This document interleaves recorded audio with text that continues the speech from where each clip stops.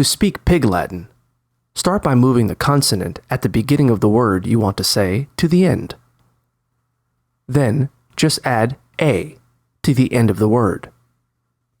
For example, the word monster is onsterme in Pig Latin. However, if a word starts with a vowel, just add ye to the end of it instead. For example, the word egg is eggye. Alternatively, if you want to say a compound word in Pig Latin, like bedroom, split it into two words before you change it.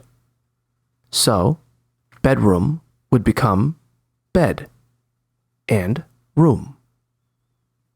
Then you change the two separate words to edbe and umre.